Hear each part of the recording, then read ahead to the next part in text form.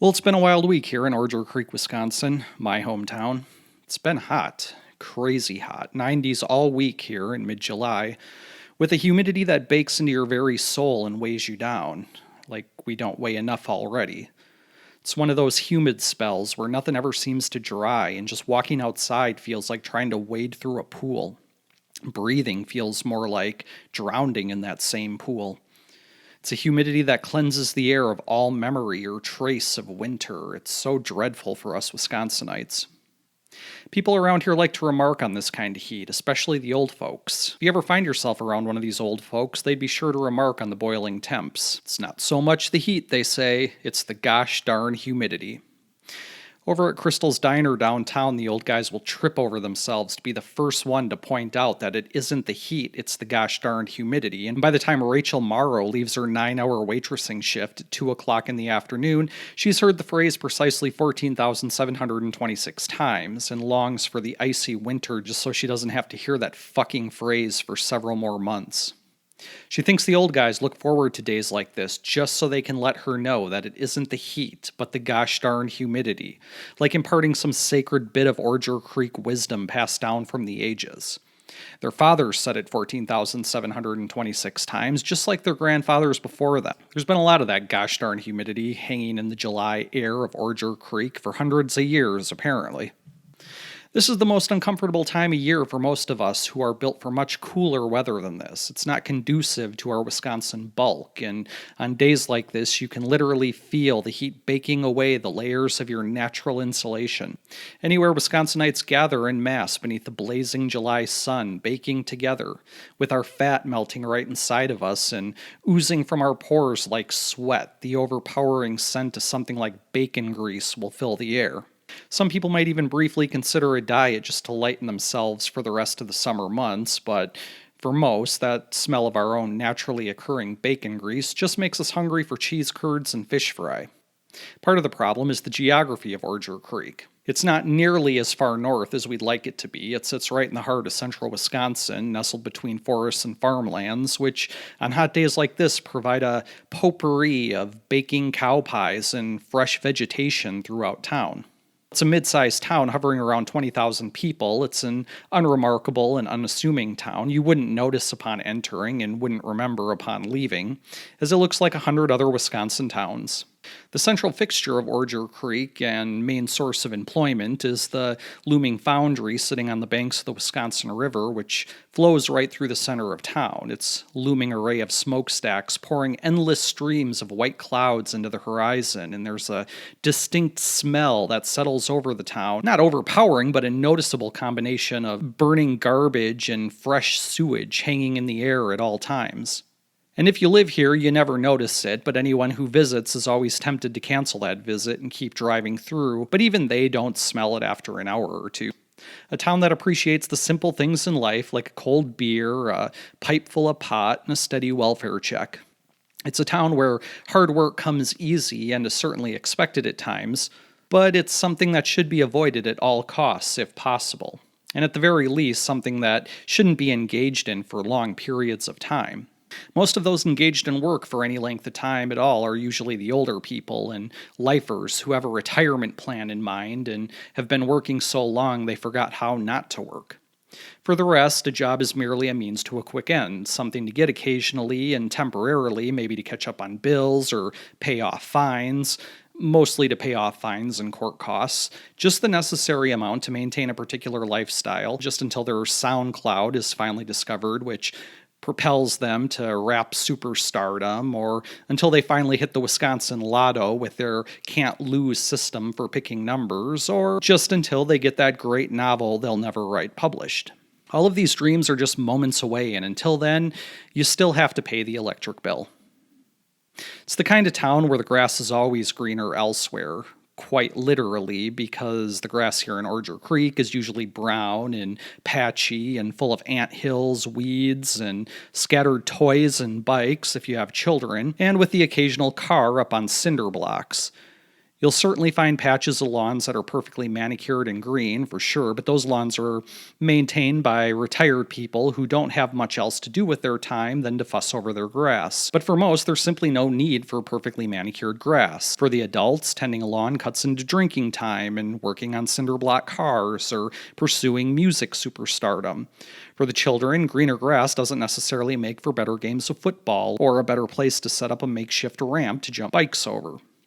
Green grass is mainly for the rich folk over on Lake Kakadze, a wealthy suburb of Ordure Creek, where immaculate houses sit upon immaculately fluffy green lawns that children aren't allowed to play on, and nice cars sit in lavish temperature-controlled garages, not cinder blocks. But the neglected lawns and usually very broke people reflect that very little about Ordure Creek is pretentious. What you see is a fairly accurate depiction of what you can expect on any sweltering day such as this. Those who aren't swimming in the municipal pool are sitting in the front yard sipping Miller High Lifes, which is the closest thing to pretension, given that the marketing slogan on the beer cans is the champagne of beers. And for people, most of whom have never even ever tasted champagne, this is the closest thing to champagne they've ever tried. And often when someone finds himself in a situation where they do have access to real champagne, a rich relative's wedding perhaps, they often spit it out immediately, appalled that it tastes nothing like Miller High Life at all. That's why you won't find a lot of champagne at any Ordure Creek weddings or New Year's celebrations. But there will always be plenty of High Lifes for the occasion. These lazy hot summer days are indeed the highest form of living possible. Sprawled out in lawn chairs beneath the shade, and right around dinner time, a light cloud of smoke hangs over the city as grills and smokers chase away the smell of the foundry with sizzling meats of all kinds. Meanwhile, boom boxes and wireless speakers are blaring out various incarnations of rock and metal throughout the years. Lots of Led Zeppelin and Black Sabbath for those over 60, and still using boomboxes. Judas Priest and Iron Maiden if you're over 50, Korn and Tool if you're over 35, and Limp Bizkit and Nickelback if you want to get called a fat and have your speakers smashed to pieces. You listen to your weak shit in the closet, in secret, away from people. You don't play that in polite society, and certainly not around the children. The children of Ordure Creek are mostly blonde and sandy-haired, blue-eyed, rosy cheeks, flushed from hot summer days under the sun. They look like little anime dolls on the rare occasion that their hair isn't the usual wild, tangled mess and their clothes aren't covered in layers of dirt, grass stains, and blood, with a thin layer of grime clinging to their sweaty faces from the dust that tends to hang in the humid air. During the summertime, those little Scandinavian and German anime dolls are a very rare sight, with school no longer preventing them from getting a real education by exploring the world around them.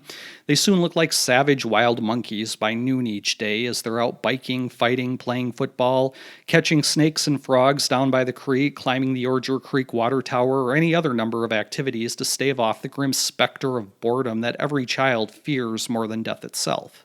Most of them are not allowed to sit inside all day, binge-watching Netflix and playing video games because, well, many of their parents are binge-watching Netflix and playing video games when it's too hot to sit outside. They don't want their rambunctious brood around pestering them for hours of the day. If school isn't available to babysit as taxes intended, then those kids are just going to have to find something else to do to occupy the hours. And it doesn't matter what they do, they just have to do it somewhere else besides here. That means they have to go and learn to fend for themselves. So, naturally, they form into packs of other children out fending for themselves. As a child on your own, you can usually come up with any number of wild and stupid things to do. But there's no substitute for an entire committee of kids coming up with wild and stupid ideas together, where they can brainstorm ideas and ultimately settle upon the wildest and stupidest idea of all. But sometimes fending for yourself on a brutally searing day like this means finding that one friend whose manic, overprotective, divorced mother will let her child sit inside and play video games all day. It's mom who welcomes the friends over in order to protect her baby from having to go outside into the dangerous streets where surely he will only learn the same defeat and heartbreak as she has. And these children all have that look. It's the chubby, pasty kid. Everyone knows Cartman from South Park. That's not a stereotype. That's a cold, hard reality. That pasty, chubby kid is a dead giveaway, and you got to be sure to make friends with them in school for days like this. Even if you don't like him very much, there's no risk in having to really hang out with him. His mom's not going to let her little dumpling go out into the mean, cruel world if she can help it. And the extent of his extracurriculars are always school functions, never in packs of other children who are running around doing wild and stupid things. It's this caged friend whose house is an oasis from the searing ball of flame in the sky, with his window unit air conditioning and constant flow of Kool-Aid and snacks. However, the rest of the day is outside playing games, exploring sewer systems beneath town, having first kisses, touching first breasts, discovering someone's dad's porno collection, poking dead things with sticks, stealing cigarettes or a few beers, building exploding things, getting into fights with the neighbor kid who just discovered his sister let you touch her breasts, and an endless barrage of activity that blurs together. And not every child from Ordure Creek makes it into adulthood with all digits intact, and most will come out of childhood marked with several scars, but it's a childhood infused with a potent energy drink-like shot of life experience that most people won't live in their entire lives. As far as the parents of Ordure Creek are concerned, only irresponsible parents would keep their children locked up inside all summer. The rich folks on Lake Kakadze, on the other hand, will let their kids sit inside all day, breathing the stale air conditioning, rotting their brains on device screens, growing soft and weak, and here the vastly different parenting styles emerge. Those irresponsible parents, those negligent parents, those parents who smother their kids with rigidly scheduled activities, occupying every moment of the fleeting summertime with busy work, swim lessons, library visits, play dates, lunchtime at 11 o'clock sharp. The upper-class parents calling it spending time with their children, but of course they're not fooling the parents of greater Ordure Creek. No one wants to spend that much time with their kids. Kids don't need that much reading or time on the violin. It's busy work, nothing more. A way for mom to have a few glasses of wine with the other moms and feel like they've done something productive, when in fact they've spent no more time with their kids than the parents who spent the summer day drinking high lifes and lounging in the front yard and playing video games. The parents themselves are pretty similar in that they like to spend their hot summer days pouring alcohol into pudgy guts and embarking on their individual quests for the perfectly grilled burger or perfectly smoked brisket, but the parenting styles reflect different expectations for the children.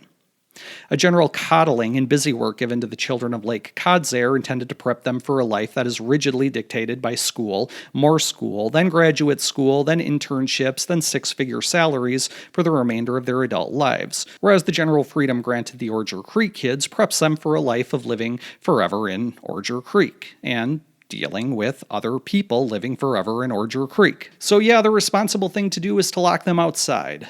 Let them run wild. Let them learn how to fend for themselves and socialize with others, and learn to deal with bullying by getting your ass kicked, and learn to deal with scams by getting ripped off, and learn to deal with evils and hardships and pains in the world on a micro-kid level before they become adults and get taken advantage of. The general Ordure Creek philosophy of parenting is that coddling has never served the interest of any child, just the neurosis of the parent. Children need fresh air, sun, and activity and exploration. It's for their own good that they're locked outside all day. They always come home dirty and tired and talk about how bored they were all day. And once in a while there will be accidents and broken bones and police involvement, but those too are important learning lessons for the children. For instance, Martin Anderson learned to look both ways before running out into the street after he ended up spending a month in the hospital with half of his body in a cast. And it wasn't all the broken bones that taught Martin this important lessons. It was a month of agonizing, soul-crushing boredom of laying in a hospital bed that drove the lesson home. The pain was nothing to him by comparison. Likewise, Amber Stevenson learned not to try and impress Andrew Ellison with her tree climbing abilities. Spending a summer with one arm in a cast and a broken collarbone will get you a lot of attention and sympathy, sure, but it won't get Andrew Ellison's respect for your tree climbing abilities. And on the lessons are taught every day, all day during the summer. Those who escape the summer without major injury have done so only because their peers have served as a horrifying enough example to them. An example that will stick with them forever, and really, that's what summer vacation is all about. See, school doesn't have lessons like this, and is therefore of no value to most children. While you can daydream your way through school, you can't daydream your way through life because that's the very moment that life reaches out and pops you on the nose. Children are like puppies taking a shit on life's carpet with their negligence and stupidity. And the universe is a rolled up newspaper, swiftly reacting. And with enough summer vacations behind them coming into adulthood, most have stopped shitting on life's carpet, or at the very least, they've become more adept at dodging the universe's rolled up newspaper when they do. And that's the latest from Ordure Creek, Wisconsin this week, where the beer is thick, the cheese is fresh, and the Packers are above average. If you're enjoying this podcast, share it with the people you love. Don't keep something that brings you joy all for yourself. Spread it around. And if you happen to be on Facebook, stop arguing with your liberal aunt about why Trump is the greatest president ever and find the Dairy State Pub Crawl page and hit the like button. And if those two things aren't enough for you to show your support, you can always toss a few bucks into my cup over at patreon.com/dairystate.